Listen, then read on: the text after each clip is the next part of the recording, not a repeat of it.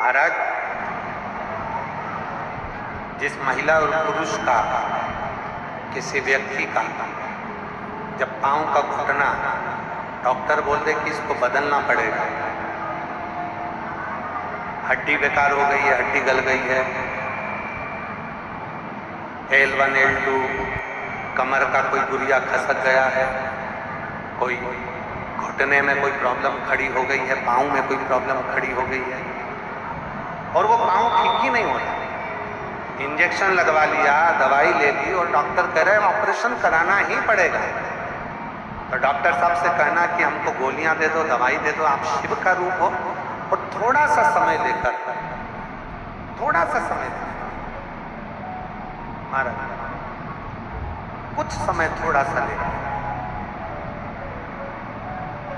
शिव जी की स्तुति थी, भगवान शंकर का, एक बेलपत्री, एक कनेर का फूल,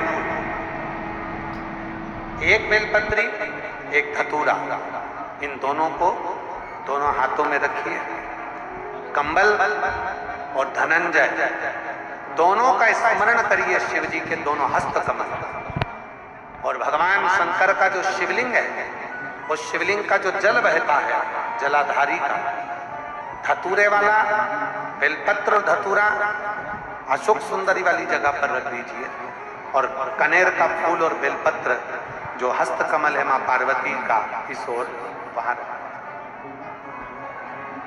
दोनों का नाम लेकर कंबल और धनंजय शिव जी का स्मरण करिए, कुंदकेश्वर महादेव का नाम लीजिए, धतूरे को वहीं छोड़ दीजिए, कनेर के पुष्प को वहीं छोड़ दीजिए और बेलपत्र दोनों लेकर आ जाइए। दोनों बेलपत्र को, एक को सुबह, एक को रात्रि के समय पर,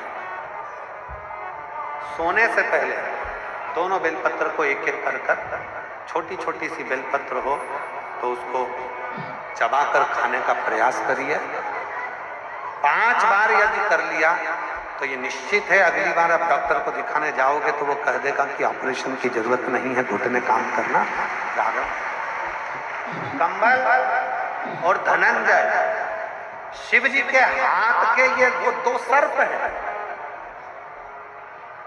भगवान देवादिदेव महादेव के हाथ के ये 2 वो सर्प हैं जो हमारे शरीर की अस्थियों को, हड्डियों को, हमारे शरीर की जितनी भी अस्थियां हैं उनको प्रखर कर देते हैं, उनको प्रबल कर देते हैं, उनको बलवित कर देते हैं।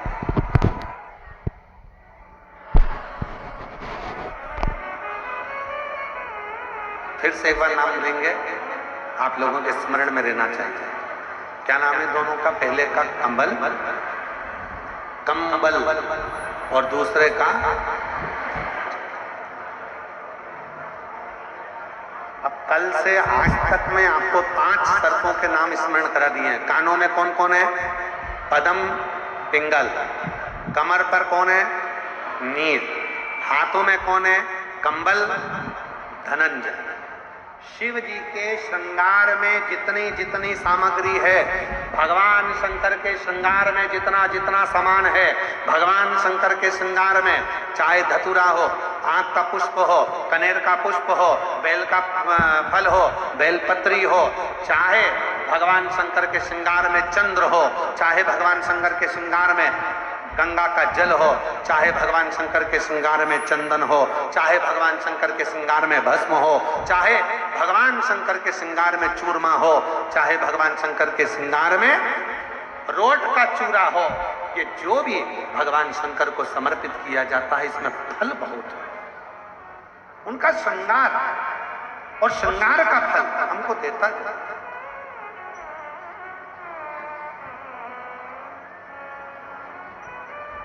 ये छूटता नहीं है, इसका फल जरूर मिलता है।